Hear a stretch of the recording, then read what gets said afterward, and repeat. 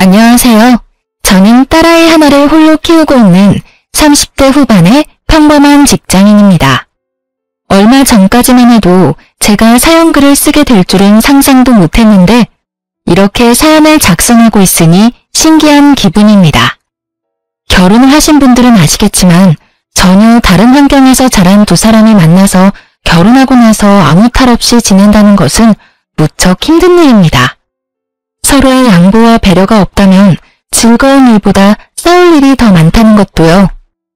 저는 제 결혼 생활에 그런 진흙탕 싸움이 있을 거라고는 생각을 못 해봤어요. 물론 상대방에게도 진흙을 퍼부어 주었지만요. 오늘은 그런 저의 이혼 이야기를 해볼까 합니다. 저와 남편은 아르바이트를 하며 만난 사이였어요. 대학을 다닐 때 부모님 선물을 사거나 돈이 필요한 일들이 있을 때마다 저는 단기 아르바이트를 하곤 했어요. 남편과는 그 아르바이트를 하며 만났어요. 그 사람은 참 착한 사람이었어요. 함께 일하는데 저를 많이 도와줬거든요. 제가 감기에 걸려 힘들 때는 그 사람이 저 대신 일을 많이 해주기도 했고 눈치를 보며 쉴 수 있도록 도와주기도 했어요. 비록 제 취향의 남자는 아니었지만 점점 그 정성스러운 모습에 마음을 열게 되었습니다. 그 사람이 저에게 잘해준 이유는 제가 연약해 보여서였다고 하더군요. 솔직히 외모만 보면 충분히 연약한 것처럼 착각할 수 있는 외모였죠. 그렇지만 실제로는 그렇게 연약한 사람은 아니었어요. 제 앞가림 정도는 충분히 할 수 있을 만큼 튼튼한 사람이었죠. 그 사람이 만났을 때는 낯을 가려서 그렇게 약해 보인 것뿐이었어요. 어떻게 보면 착각이 겹쳐 일어난 사랑이었죠. 그래도 좋았어요. 서로 잘 맞았고 배려도 충분했고 무엇보다 말이 잘 통했으니까요. 저와 그 사람의 연애는 순조로운 듯 보였지만 딱히 그렇지는 않았어요. 서로 취업 전선에 뛰어들면서 바빠지기 시작하니 소홀히 지더군요. 그렇게 저희는 점점 대화를 하지 않게 되고 연락을 하지 않게 되었죠. 그러나 취업에 성공하니 가장 먼저 생각나는 건 그 사람이었어요. 그때야 그런 생각을 했죠. 내가 이 사람을 참 좋아하는구나 하고요. 그리고 그 생각은 그 사람도 마찬가지였던 것 같았어요. 취업한 날 제게 연락이 왔었거든요. 그렇게 다시 이어진 우리는 결국 결혼까지 성공하게 됐어요. 이때까지만 해도 이별의 위기조차 이겨낸 우리라면 아무리 힘든 일이 벌어져도 함께 이겨낼 수 있을 거라 생각했어요. 그 모든 게 착각이었다는 것도 모르고 말이죠. 취업에 성공한 다음 해에 우리는 상견례를 하게 됐어요. 시댁에서 제 얼굴을 보고 싶다고 했고 그렇게 방문했다가 나를 잡자는 이야기까지 나오게 된 거였어요. 시모는 제가 다니는 회사가 대기업이라 그런지 마음에 들었던 모양이었어요. 그러더니 결혼은 언제 할 거냐고 물었죠. 솔직히 저는 이 사람을 좋아한다고 생각했지만 구체적으로 결혼까지 생각하고 있던 건 아니었어요. 그럴 수밖에 없었죠. 취업한 지 얼마 되지도 않았으니 일하는데 온 신경을 쏟고 있었으니까요. 그런데 시모는 아예 다른 생각을 하고 있더라고요. 조금이라도 어릴 때 결혼해야 애가 건강하지 않겠냐고 하더군요. 솔직히 처음에 듣고는 당황스러운 말이었어요. 하지만 나쁜 의도로 하신 말씀은 아니니 그렇겠네요 하고 단순하게 답하고 말았어요. 그런데 그 뒤로 남편은 결혼 이야기를 계속 꺼내기 시작했습니다. 만약 남편의 그런 모습이 싫고 부담스러웠다면 거절을 했을 거예요. 하지만 그러기엔 그 사람과의 인연이 저에게는 소중했고 저도 이 사람과 헤어지고 싶지 않았으니까요. 어떻게 보면 선택지 위에 놓여 있었던 것 같아요. 이 사람과 함께 있기 위해 결혼을 하느냐, 결혼을 하지 않고 이 사람을 놓아줘야 하느냐. 저는 당연히 결혼을 하기로 원했죠. 결국 남들보다는 조금 이른 결혼을 하게 되었어요. 신혼생활은 즐거웠고 그때는 시모도 저희에게 무척 잘해줬어요. 그런 저에게 먹구름이 드리운 것은 아이를 낳고 난 뒤였어요. 태어난 것은 예쁜 딸이었죠. 그런데 산부인과를 찾아온 시모의 표정이 그리 좋지 않았어요. 옛날에는 딸 낳고는 미역국도 못 얻어먹은 거 알지? 첫째가 아들이 될 거라고 생각했는데 딸이라니. 이렇게 된 거 둘째 빨리 가지도록 노력하거라. 딸은 시집 가면 끝이야. 필요도 없는 거 애지중지 끌어안고 키울 생각 말고 아들 낳을 생각부터 해. 알았지?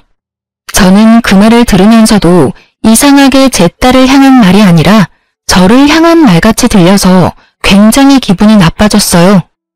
어머님, 첫 손주예요. 그래도 한번 안아주세요. 됐다. 뭐 이쁘다고 안아줘. 집 재산 다 들고 나갈 도둑인데. 언젠가는 너도 내 말 다 알아들을 거다. 어쩌자고 첫째로 딸을 낳아서는 본인도 여자면서 딸이 낳았다면 며느리를 타박하는 시모가 요즘 세상에 있다는 것도 신기할 노릇이었어요. 그래도 옛날 사람이니 그러려니 했습니다. 이해하고자 노력은 했어요. 아들을 원했던 분이니 마음대로 되지 않아 속상하셨겠다고. 그렇게 좋게 생각하고 넘기려 했지만 그 뒤에도 시모는 손녀에 대한 거부감을 숨기지 않았어요. 그리고 그것은 고스란히 저에게 스트레스가 되어 돌아왔어요. 그리고 그 와중에 저는 집으로 날아온 남편의 카드 내역을 보고 깜짝 놀랐어요. 무려 1,000만 원에 가까운 카드론을 받아 쓴 내역이 있었거든요. 저는 너무 놀라 그날 저녁 집에 돌아온 남편에게 따졌어요. 도대체 이게 뭐야? 무슨 카드론을 이렇게 썼어? 800만 원? 도대체 당신이 그만한 돈이 왜 필요한데? 혹시 당신 두 집 살림 차렸니? 제가 카드 내역서 종이를 흔들며 추궁하자 남편 얼굴에 땀이 나며 차색이 되더군요. 그게 돈이 좀 필요했어.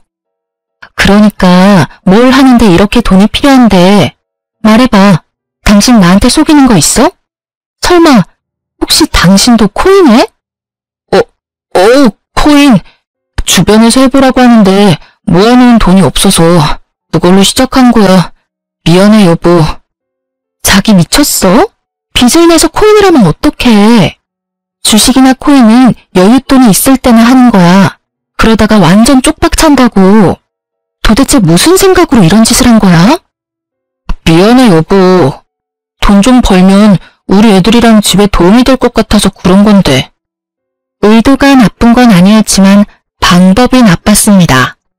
차라리 자기가 저축한 돈으로 했다면 이렇게까지 화가 나지도 않았을 거예요. 이거 하나뿐이야? 다른 것도 다 가져와봐. 빨리. 제 말에도 어물쩍거리며 보여주기 싫어하던 남편을 보니 감이 딱 왔습니다. 다른 데서도 빌렸구나 하고 말이죠. 저는 분노를 감추지 못하고 꽥 소리를 질렀죠. 폰 당장 열어. 결국 핸드폰을 열어 카드회사 앱에 일일이 다 들어갔어요. 그리고 확인해보니 이미 두 군데서 돈을 또 빌렸더라고요. 두 군데는 주거래 카드라서 우편물이 집으로 오지 않게 되어 있었고 이번에 우편물을 우연히 발견하게 된 건 우편물을 집으로 보내도록 잘못 체크해서 온 거였어요. 우연이 아니었으면 발견하지도 못했을 일에 저는 흥분해서 말했어요. 지금 내가 본 게 맞아? 어떻게 세 군데서 돈을 3,000만 원 가까이 빌릴 수가 있어. 그것도 코인을 하려고. 아무리 돈을 많이 벌어도 갚아야 될 돈이야. 당신 도대체 어쩌려고 이런 짓을 한 거야. 저는 부들부들 떨리는 몸으로 남편을 쳐다보며 화냈어요. 노발대발이라는 말 그대로 온몸으로 화를 냈죠. 여보, 미안해. 한 번만 용서해줘. 앞으로는 절대로 이런 짓 안 할게, 응? 당신이 원하면 각서까지 쓸 테니까 제발 한 번만 봐줘. 아, 당신 이거 어떻게 다 갚을 생각이었어? 각서 쓴다고 무슨 일이 해결되는데 이미 빌린 돈이 각서 쓴다고 돌아와? 그럼 어떻게 해야 할까? 난감한 듯 저를 보며 묻는 남편을 보니 화가 머리 끝까지 났어요. 그걸 왜 저한테 묻나요? 자기가 알아서 해야 하는데. 월급 명세서 앞으로 무조건 나한테 줘. 그리고 월급 통장도. 여보, 그치만 나도 돈을 써야 할 때도 있고. 쓸 때는 나한테 이야기하면 되잖아. 내가 돈 안 준대? 당신 카드빚하고 필요한 몇 가지 돈 나가는 거 확인하고 나머지는 생활비랑 용돈으로 나눠서 당신한테 줄 거야. 그거 가지고도 모자라면 나한테 이야기해. 그럼 확인해보고 줄 테니까. 남편은 제 말에 뭔가 대꾸하고 싶은 모양이었지만 결국 아무 말 없이 통장을 줬습니다. 제가 남편 카드나 통장을 관리한 이후부터 남편은 더 이상 카드론이나 대출은 받지 않았습니다. 코인을 하는 것 같지도 않아 보였고요.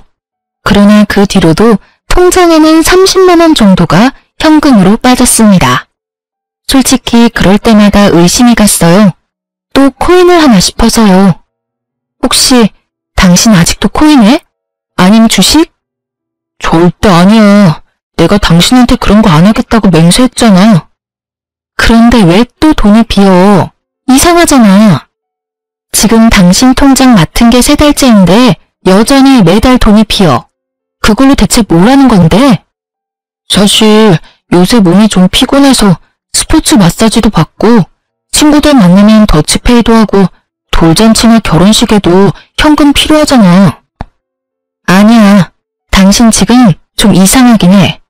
월급 나오는 날 맞춰서 그 돈을 빼가는데 제가 의문을 제기하며 화를 내려는데 도중에 남편 전화기가 울리더군요. 슬쩍 보니 시모 전화였습니다. 저는 눈을 질끈 감으며 손으로 전화를 받으라는 신호를 줬습니다. 남편이 전화를 받더니 이상한 표정으로 제게 말하더군요. 어머니, 지금 이 밑에 계신데 지금 올라온다고 현관문 열어달라는데? 뭐? 무슨 말도 없이 집에를 오셔.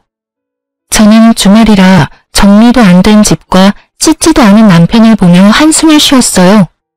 말도 없이 아들 집을 찾는 시모의 행차에는 그에 걸맞는 이유가 있는 법이죠. 집에 들어오던 시모가 제게 말하더군요. 예, 너는 일하는 것도 좋지만 집도 좀 치우고 살아. 이게 뭐니? 돼지우리도 아니고. 너 직장만 아니었으면 에휴, 됐다. 내가 뭔 말을 하니? 죄송해요, 어머님. 오늘은 무슨 일로 찾으셨어요? 미리 말씀이라도 해주셨으면 준비를 좀 해뒀을 텐데. 너 오늘 나랑 어디 좀 가자. 어딜요? 한의원에 무조건 아들 낳을 수 있다는 용한 집이 있대. 거기 가서 약도 좀 짓고 전집 가서 둘째는 언제 들어서는지도 좀 보고. 어서 준비해라. 예약해놔서 바빠. 어머님, 제가 저번에도 말씀드렸다시피 저는 둘째를 낳을 생각이 없어요. 솔직히 지금 육아휴직하고 쉬면 집도 힘들고요. 넌 네가 뭐 대단한 일이라도 하는 것처럼 말하네. 너 남편보다 조금 더 좋은 직장에서 일한다고 유세 떠는가 본데 며느리로 들어왔으면 해야 할 일은 해야지. 아들을 낳아서 대를 잇고 제사를 지낼 수 있도록 하는 게 너의 가장 중요한 일인데 그걸 안 한다고? 그럼 넌 왜 우리 집에 시집을 왔니? 아들도 안 낳아줄 거면서? 그리고 너 하나 없다고 해서 집이 망하겠어? 우리 아들이 너 하나 정도는 충분히 먹여 살릴 수 있어. 시모 이야기를 들으며 한숨이 팍 나오더군요. 그놈의 아들 타령하는 시모를 보며 저도 참을 수 없어 한마디 보탰습니다. 네, 어머님이 그렇게까지 말씀하시니 어쩔 수 없네요. 저도 애 하나 더 낳도록 노력할게요. 지금 당장 그 직장 그만두더라도 남편이 저 먹여 살릴 수 있을 테니까요. 안 그래 여보? 제 말에 남편은 얼굴이 하얗게 질려서 눈도 못 마주치더라고요. 여보, 애를 낳는 거지 직장을 그만두는 건 아니지? 어차피 육아휴직하면 돈 적게 받는데 직장 그만두는 거랑 뭐가 달라? 당신이 책임지면 되잖아. 나랑 우리 딸. 어머님이 매번 내조하라고 하시는 것도 신경 쓰였고 내가 일 그만두고 당신 내조할 테니까 당신은 돈만 벌어와. 그래도 잘하던 일 그만두는 것도 아깝고 둘째는 나도 그렇게 크게 생각은 없는데. 남편은 필사적으로 저의 임신과 퇴직을 막더군요. 그럴 수밖에요. 남편 본인도 빚 갚느라 헉헉대는데 말이죠. 그게 무슨 소리야? 아들이 꼭 있어야지. 넌 왜 갑자기 네 마누라 편을 들어? 엄마, 그게... 어머님 아직 모르시나 보네요. 남편 카드빚이 거의 3천만 원이라 그거 갚느라 지금 힘들거든요. 그래서 지금 당장 저 일 그만두고 애 가지면 저희 생계가 많이 힘들거든요. 그래서 그런 거니까 이해하세요. 그래도 가장인데 투잡이라도 뛰면서 저희 부양하려고 노력하지 않을까요? 그 말에 시모가 기가 찬다는 얼굴로 남편을 쳐다보았어요. 남편이 시모의 도끼 어린 눈빛을 피하는 걸 보고 속이 시원했죠. 이제는 시모가 내게 애를 가지라고 말하지는 않겠구나 싶었어요. 제 예상대로 시모는 제게 아무 말도 안 하고 남편을 향해 있는 대로 욕설을 퍼붓더군요. 너 우리 집안의 아들이 얼마나 귀한 줄 몰라? 네가 이런 못난 짓만 안 했어도 지금 손주가 태어났을지도 모른다고. 어휴, 이 멍청한 거사. 도대체 그 돈을 다 어디다 썼어? 남편은 시모의 욕설을 고스란히 받으면서도 변명 한마디 하지 않더군요. 앞으로 그럴 일 없어요. 와이프한테 통장 다 잡혔으니까.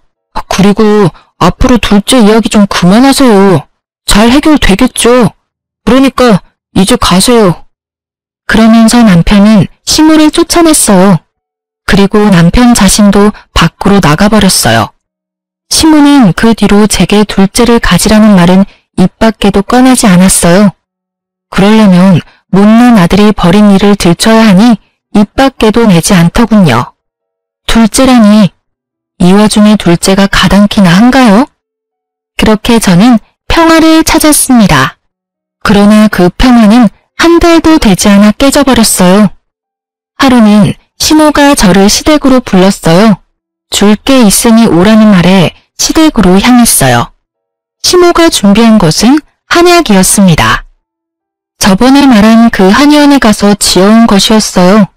시모는 그 뒤로 애를 가지라는 말을 한 번도 꺼내지 않았는데 그 약을 준비하고 저를 기다리고 있더군요. 그러면서 그러더군요. 아들이 진 빚은 내가 갚아주마. 그러니 너는 마음 놓고 애 가질 준비나 해. 이거 먹으면 금방 아들 들어선다고 하더라. 언제까지 딸내미 하나 보면서 살 거야? 든든한 아들이 있어야 해. 내가 저번에 점집도 가서 너한테 아들이 있는지 확인했는데 있다더라. 아무렴? 있고 말고. 그러니 이거 먹고 얼른 둘째나 가져. 시모는 포기하지 않았더라고요. 그 돈을 대신 갚아주는 한이 있더라도 둘째, 아니 아들을 보겠다는 확고한 의지가 느껴졌어요. 그런데 그때 시댁벨이 울리더군요. 문을 열어보니 남편과 웬 여자, 그리고 어린 남자아이였어요. 그때부터 저에게 지옥이 펼쳐졌어요. 그 여자가 저를 밀고 안으로 들어오더니 앉아서 엉엉 우는 게 아니겠어요? 웬 미친 여자인가 싶었는데 남편도 그 여자 뒤를 따라가더니 시모 앞에 가지런히 앉는 겁니다. 여보, 당신 뭐해? 이 여자는 누구야? 그게... 누구긴 이 남자 아들 낳아준 여자지. 그 말에 저도 놀랐지만 시모 눈이 더 동그래지는 걸 봤어요. 아들이라면 눈 돌아가는 시모 앞에서 그 여자는 더 크게 화를 내며 제게 말하더군요. 당신이 어떻게 이럴 수가 있어? 사람을 얼마나 닥달을 했으면 돈 한 푼을 편하게 못 써? 그것 때문에 어린 아들이랑 내가 얼마나 고생을 했는지 알기나 해? 이 여자가 정신이 나갔나? 여기가 어딘지 알고 와서 지금 이 난리야. 저는 이 상황이 금방 이해가 가지 않았어요. 이 여자가 자기 입으로 지금 우리 남편 상간녀라고 말하는 것이 제가 듣고 있는 게 맞나 싶었어요. 어떤 상간녀가 시댁에 쳐들어와서 이 난리를 쳐요? 그런데 이 여자는 아주 뻔뻔하더군요. 시모 앞에서 제게 삿대질을 해가며 난리를 쳤습니다. 그럼 내가 난리치게 안 생겼어? 당신이 뭔데 이 남자 월급 통장을 쥐고 있어? 당신이 돈 못 쓰게 하는 바람에 이 사람한테 의지할 수밖에 없는 나랑 우리 불쌍한 아들은 이대로 길거리에 나앉게 생겼다고. 지금 너 상간녀라고 자랑하러 왔어? 아님 얼마나 불쌍한지 자랑하러 왔니? 그것도 아니면 이 남자 통장을 못 갚게 돼서 열받아서 화내러 왔어? 당신 당장 이거 설명해. 무슨 일이 벌어진 건지 당장 설명하라고. 왜 내가 여기서 이딴 말 듣고 있어야 하는데? 저는 이 정신없는 와중에 남편을 불렀습니다. 짐작은 가는데 제대로 된 설명이 필요했어요. 그리고 추궁할 상대도 필요했죠. 여보, 미안해. 내가 정말 할 말이 없어. 나 이 사람이랑 작년 동창회에서 만났고 우리 사이에 애까지 태어났어. 그래서 급하게 돈을 빌려 쓴 거고. 애가 생기니까 돈이 많이 들더라고. 그래서 두 집 살림을 차렸다. 그거야? 당신 미쳤어? 나랑 우리 딸을 놔두고 불륜? 아니, 그것도 화가 나서 팔짝 뛸 일인데 이 여자는 여기에 왜 데리고 왔는데 밖에서 해결을 봤어야지. 그게 나 당신이랑 이혼하고 싶어. 이 여자랑 살 거야. 그래서 여기 온 거고. 이혼? 네가 왜 이혼을 입에 담아? 이혼 이야기는 내가 꺼내야 되는 거 아니야? 그리고 이혼 내가 안 해주면 어쩔 건데? 어머니한테 부탁할 거야. 어머니, 좀 도와줘요. 어머니 손자 원했잖아. 여기 이 여자 아들이 내 아들이에요. 그러니까 이혼하는 거 좀 도와주세요. 그 빚만 좀 어떻게 하면 이혼해도 잘 살 수 있을 거예요. 남편은 내게 이혼을 요구하며 자기 손으로 한 살도 채 되지 않은 갓난쟁이를 시모 품에 안겨줬어요. 시모 눈이 휙 돌아가며 그 상간녀의 아이를 바라보는 눈빛이 흐뭇하게 변하는 것을 보면서 저는 게임이 끝났다는 걸 깨달았어요. 아들 바라기 시모가 제 편이 될 일은 절대 없을 테니까요. 내가 그 돈 갚아줄 테니까 너희 이혼해라. 싸우고 할 거 뭐 있어? 우리 아들이 널 싫대지 않니? 그러면 네가 당연히 나가야 하는 게 맞는 거 아니냐? 저는 기가 막혔습니다. 이혼을 하기 위해 시모를 설득하려고 애까지 데리고 여기 온 거였어요. 이 남자가 이렇게 사악했나 싶었는데 기세등등하게 웃으며 저를 쳐다보는 상간녀를 보니 이 여자가 그린 그림이었구나 싶은 생각이 들었죠. 어머님, 어떻게 그런 말을 하실 수 있어요? 상간녀를 앞에 두고. 그러니까 법대로 해. 솔직히 우리 아들이 바람핀 거 말고 무슨 잘못을 했니? 잘못이라면 네가 했지. 네가 우리 아들한테 잘했으면 아들이 널 두고 바람을 폈겠어? 그게 지금 하실 말씀이세요? 그러니까 나 보기 싫으면 얼른 이혼해. 나는 손주만 있으면 된다. 다른 건 다 사소한 것들이야. 저는 이 상황이 정말 이해가 가지 않았어요. 제가 피해자인데 여기서는 제가 이상한 사람이 된 것 같았죠. 여보, 정말 이렇게 부탁할게. 헤어져줘. 위자료는 내라면 낼게. 그러니까 제발 부탁이야. 부탁? 나 이혼녀 만들고 우리 딸 아빠 없는 자식 만드는 것도 부탁이라고 하는 거니? 어떻게 당신이 나한테 이럴 수가 있어? 당신은 능력 있잖아.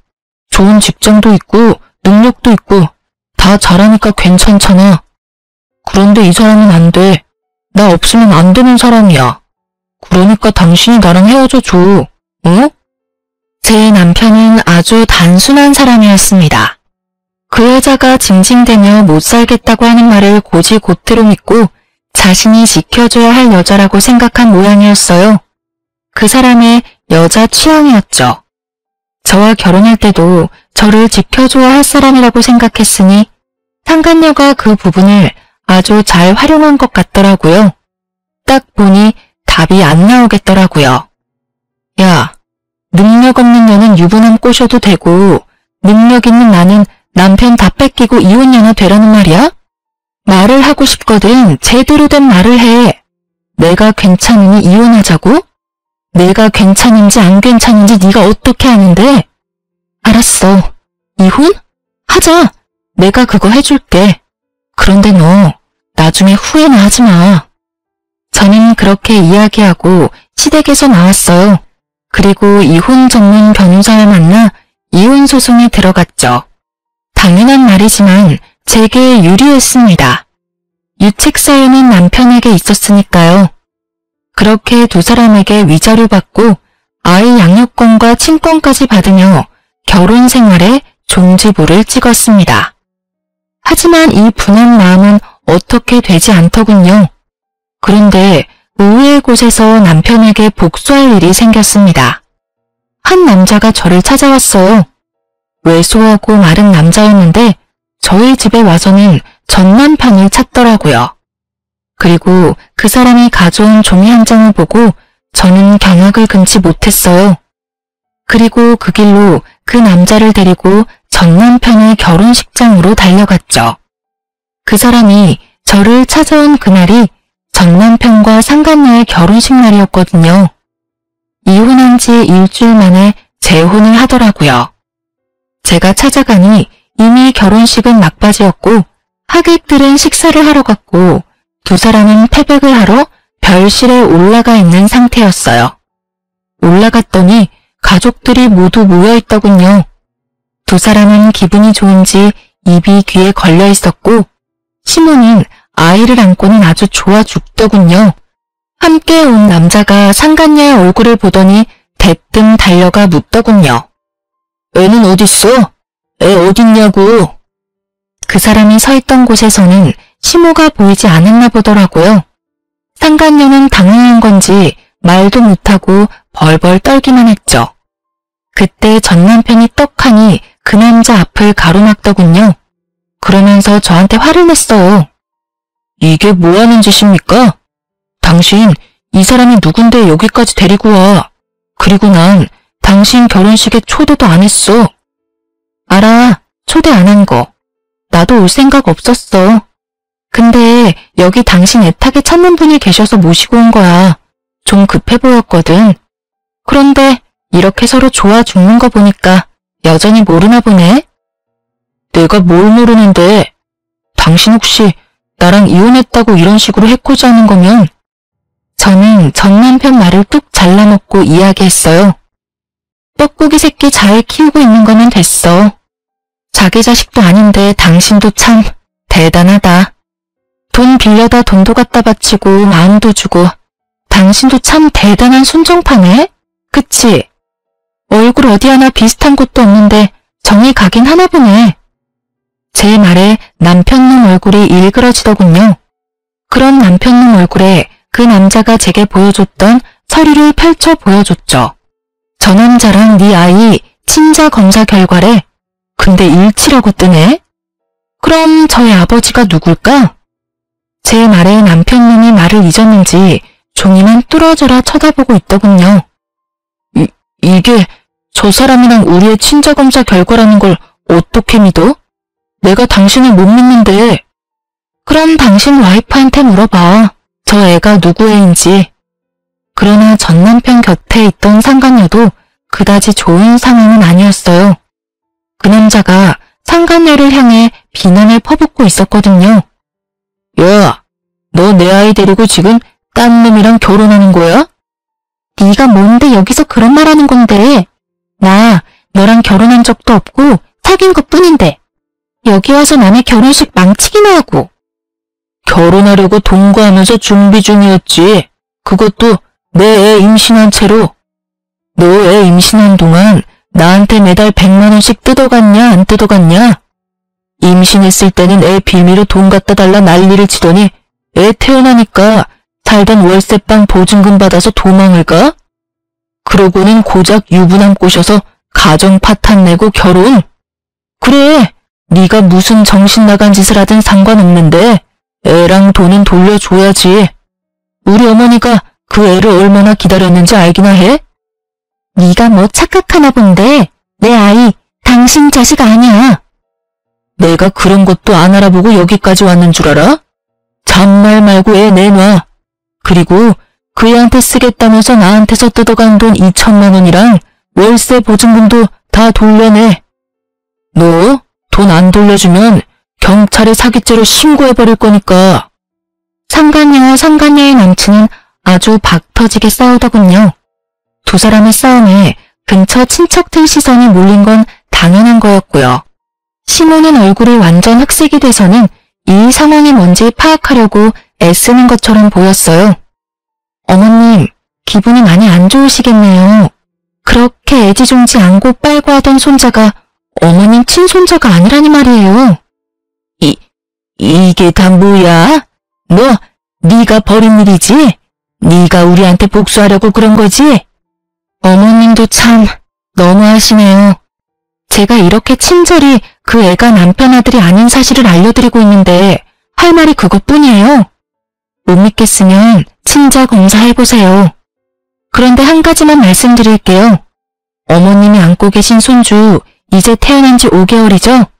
그런데 아세요? 그 사람이 동창회에서 저 여자랑 실수했다는 날이 12개월 전이에요. 애가 태어났으면 이제 막 2, 3개월이어야 하는데 걔는 벌써 5개월. 아무리 한두 달 빨리 태어났어도 개월수가 안 맞잖아요. 그렇죠? 제가 그렇게 말하자 옆에서 듣고 있던 남편님 얼굴이 맛이 가더군요. 임신을 하면 10달을 애를 품어야 하는데 본인이 계산해봐도 애가 저 개월수가 되면 안 된다는 걸 알았나 봐요. 뭐 처음부터 모른 건 자기 잘못이죠. 미리 계산해봤다면 저 여자 수작을 알았을 텐데 그런 것도 모르고 놀아나는 꼴이란. 한심하기 그지없는 눈으로 남편을 바라봐줬어요. 그리고 마지막으로 한 방 더 먹여줬어요. 그래도 애는 아직 정식으로 당신 애는 아니지? 당신 애로 되어 있으면 양육권, 친권 이런 건 어떻게 되는 걸까 싶네. 솔직히 나는 그쪽이 더 걱정돼서. 우리 딸 양육비도 당신이 줘야 하는데 겹쳐서 우리 애한테 올 것까지 문제 생기면 안 되잖아. 저의 그 말에 그제야 그 사실을 깨달았는지 전 남편이 상간녀에게 다가가 큰 소리로 퍼붓더군요. 야, 너 정말 다 사실이야? 우리 애가 사실은 내 애가 아니었던 거냐고. 무슨 소리야. 당신 애가 맞아. 저놈이 나랑 헤어지고 열받아서 깽판 치려고 여기 온 거야. 나 한 번만 믿어줘. 응? 그러면 지금 당장 친자 검사해도 상관없지? 그건 당신 설마 진짜로 나 못 믿는 거야? 지금 상황을 좀 보라고. 이 상황에 널 믿는 게 더 어려운 거 아니야? 그리고 저 남자한테서도 돈 받았다며. 나한테서도 돈 받아갔잖아. 두 사람 싸우는 모습 보니 어찌나 통쾌하던죠. 거기다 심호 뒷목 잡고 쓰러지는 꼴 보니 정말 가슴에 꽉 막혔던 돌덩이 하나가 쑥 빠져나가는 느낌이었어요. 알고 보니 두 사람은 이미 저와 전 남편이 이혼한 다음날 혼인신고까지 하고 아이도 자기 아들로 이미 인지신고했더라고요. 뭐가 그리 급한 건지. 그게 아니라면 이것도 저 불려시 같은 상간녀가 시킨 일일지도 모르죠. 좋은 일 많이 해서 좋겠네. 빨대 꽂아서 양육비 쪽쪽 빨아먹으려는 여자한테 홀라당 넘어가서는. 그렇다고 내 딸 양육비 안 내면 양육비 강제 집행 신청해서 당신 회사 사람들이 다 알도록 만들 테니까 잘 처리해줘. 알았지? 정 남편은 제 말이 끝날 때마다 갈 곳 없는 분노를 상간녀에게 쏟아붓기 바빴습니다. 상간녀도 나쁜 짓 했지만 자기가 한 짓은 더 나쁜 짓인 걸 모르고 오로지 남 탓이나 하고 있으니 상간녀는 상간녀대로 두 남자의 추궁에 겨우 버티는 중이었죠. 다들 그만해. 도대체 이게 다 무슨 일이야? 이게 참말이야? 이 애가 내 손주가 아닌 게 진실이야? 어머님, 우리 애는 그 사람 애예요. 제가 낳은 아들인데 제가 모르겠어요. 거짓말 좀 그만해. 애랑 내가 친자일치라고 나오는데 왜 자꾸 거짓말을 해? 네 속셈 내가 모를 줄 알아? 너 애 하나로 이쪽 저쪽 돈 뜯어내려고 그런 거잖아. 남자가 종이를 흔들며 답답하다는 듯 말하고 시몬은 그 종이 보더니 며느리인 상간녀에게 말하더군요. 지금 당장 검사하러 가자. 검사하고 애가 내 핏줄이 아니면 그때는 너 죽고 나 죽는 거야. 알겠니? 어머님, 꼭 그렇게까지 하셔야겠어요. 그거 하시는 순간 저의 모자랑 연 끊는 거예요. 너 지금 나 협박하니? 너 지금 여기 친척들 다 와 있는 곳에서 이런 일 벌어진 걸 어떻게 수습할 건데? 그리고 난 죽었다 깨도 내 핏줄 아니면 키워줄 생각 없어.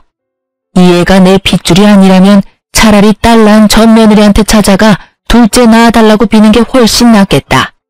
어디서 동네 창피하게 결혼식 날 동거하던 남자가 찾아와? 너 같으면 이해가 가니? 연을 끊던 말던 상관없는데 끊게 되면 책임질 각오는 돼 있지. 네가 나한테 받아간 돈이 5천이다. 그거 다 개워내고 멀쩡한 우리 아들 부부 사이 파토낸 것도 책임져. 그건 상간녀만의 문제가 아니었지만 시몬은 아주 상간녀를 잡아먹을 듯 노려보며 난리였어요. 서슬퍼런 시모 모습에 상간녀는 부들부들 떨더라고요. 무서운 건지 분한 건지는 모르겠지만요. 그리고 주변 친척들이 수군거리는 소리가 다 들렸어요. 아이고, 이를 어째? 손자 생겼다며 좋아 죽던 사람인데 애가 친손자가 아니면. 어쩐지 번갯불에 콩 볶아 먹듯 후다닥 처리한다 싶었어. 저 여자가 상간녀였던 거지? 세상에, 조강지처 내치면 천벌 받는다더니 옛말 틀린 게 하나도 없어. 친척들 이야기 들으며 저는 그 사람들을 다 놔두고 유유히 결혼식장에서 나왔어요. 정말 너무 유쾌한 하루였어요. 그날 아침에만 해도 최악의 하루라고 생각하고 있었는데 말이죠. 상간녀 전남친의 등장으로 일이 이렇게 될 줄이야. 전남편 친구 와이프로부터 전해 들은 말에 의하면 그 상간녀가 결국 친자 검사를 했는데 확실히 전남편 애가 아닌 걸로 나왔다고 해요. 그것 때문에 한바탕 총극도 펼쳐졌다고 하더군요. 여태껏 가져간 돈 달라는 전남편 말에 상간녀가 함께 살면서 갚겠다는 어이없는 말을 했다고 하더라고요. 전남편이 어이없어서 재혼 없던 일로 하자고 인연 끊자고 했다가 상간녀가 울고불고 매달리며 버리지만은 말라고 했다더군요. 게다가 상간녀는 전남편 회사 찾아와서 용서해달라면서 그 앞에서 소리 지르고 난동을 피웠대요. 조용히 사라져도 모자랄 판에 회사에까지 와서 직원들 다 알도록 소란 피우는 바람에 전남편은 혼이 쏙 빠졌다고 하더군요. 여리여리한 여자를 지켜주고 싶었던 전남편은 결국 여리함을 가장한 꽃뱀에게 홀라당 다 뜯어먹히고 마음까지 뜯겨서 좌절했다고 하니 이래서 사람은 죄짓고는 못 살아요. 그렇게 두 사람이 결혼식 치르자마자 이혼한 이야기를 들었죠. 그 뒤로는 어떻게 된 건지 듣지 못했어요. 그렇게 저와 이 사람들의 악연은 모두 정리했어요. 남은 것이라고는 아이가 성인이 될 때까지 받아야 하는 양육비라고 생각했죠. 그렇지만 저도 이혼 후 쉽게만 지낸 건 아니에요. 아이를 위해서 좀 더 시간이 자유롭고 덜 힘든 곳으로 직장을 옮기게 됐거든요. 고맙게도 추천받아 이직을 했기에 직급은 그대로 유지하며 일할 수 있었어요. 그런데 그 직장에서 악연의 흔적을 만나게 될 줄이야. 바로 전남편과 딱 마주친 거 있죠? 직장 상사와 부하 관계로요. 솔직히 전남편이 그 회사를 그만둘 거라고는 생각도 못했기에 당시 마주쳤을 때는 너무 놀랐어요. 그렇게 한 달 정도 불쾌한 상황이 이어지다가 회식 자리가 생겼어요. 그런데 한 여직원이 저한테 묻더군요. 대리님, 애가 아직 어리죠? 혹시 남편분이 많이 도와줘요? 어? 나 혼자 된 지 1년 됐어. 전 남편이랑 이혼했거든. 어머, 죄송해요. 그런 줄도 모르고. 괜찮아. 그럴 수도 있지. 솔직히 전 남편이 상간녀랑 바람나서 혼외자 만들고 이혼한 거라서 차라리 없는 게 낫다 싶어요. 그래서 대리님이 이혼하자 한 거군요. 잘했어요. 그딴 인간 뭐 좋다고 끌어안아요. 그냥 내다버리는 게 답이에요. 아니, 그 사람이 이혼해달라 하더라고. 상간녀는 너무 여리고 착해서 자기가 지켜줘야 한다는 뭐라냐? 제 말에 여직원이 벙찐 얼굴로 갑자기 화를 막 내더군요. 뭐라고요?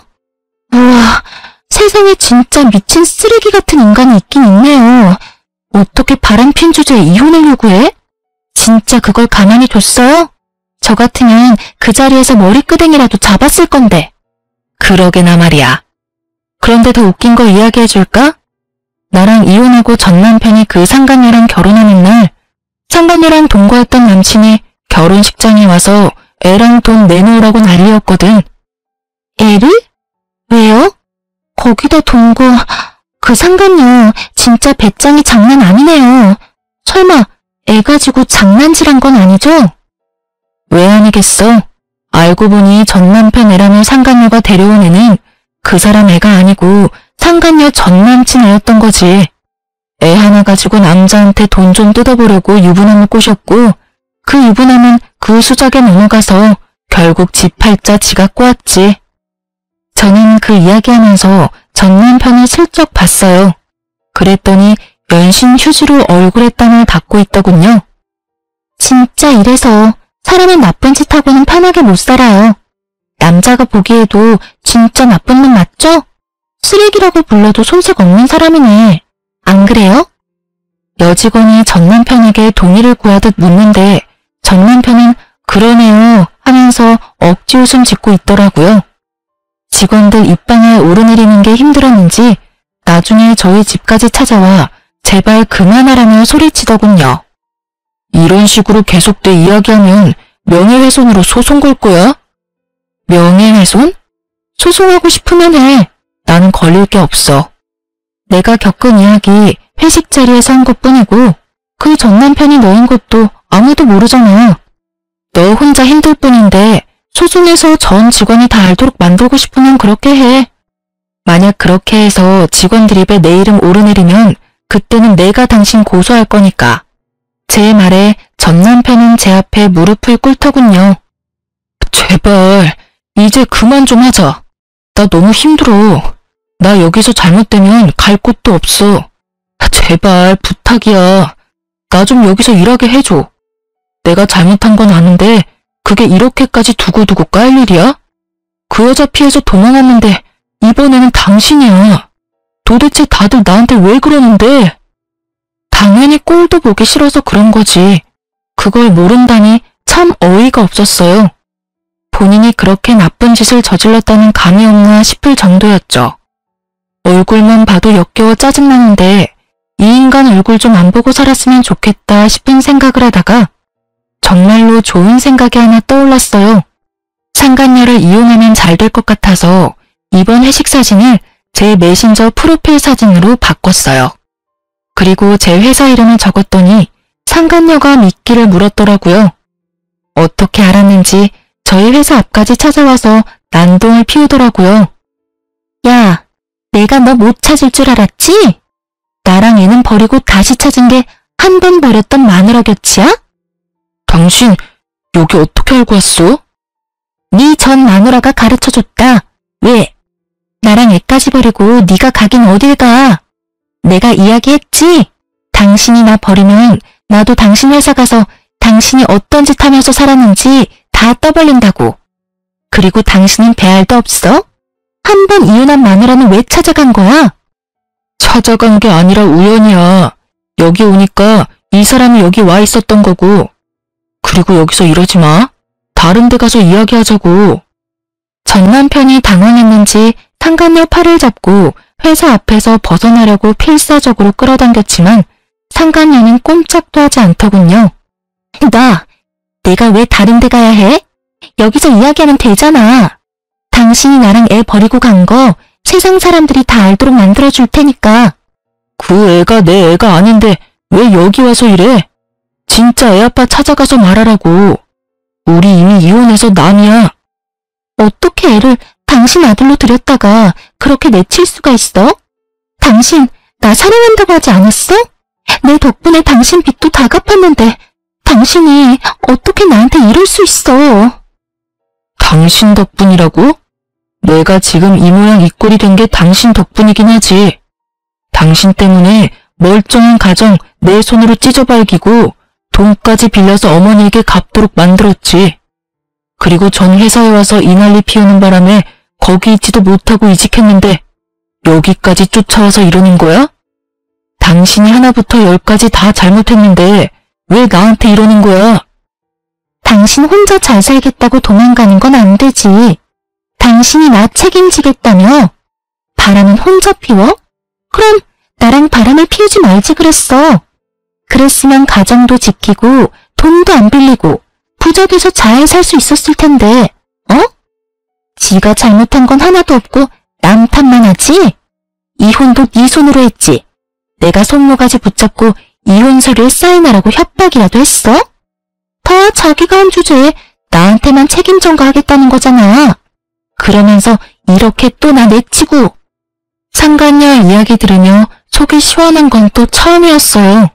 하긴 무슨 일이 있어도 본인이 흔들리지 않았다면 이런 일은 벌어지지 않았을 테니까요.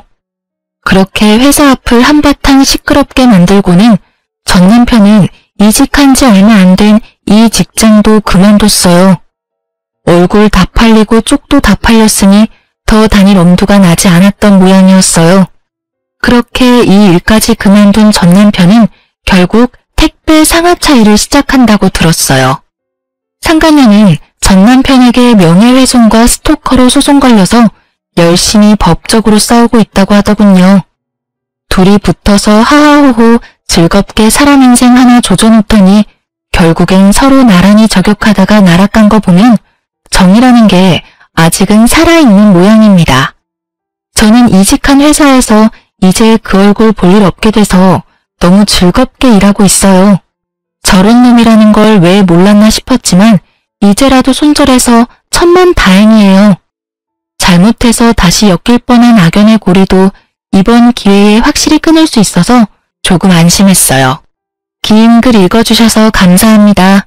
다음에는 좋은 소식으로 사연 쓸 수 있도록 열심히 살게요. 여러분, 오늘도 좋은 하루 되세요.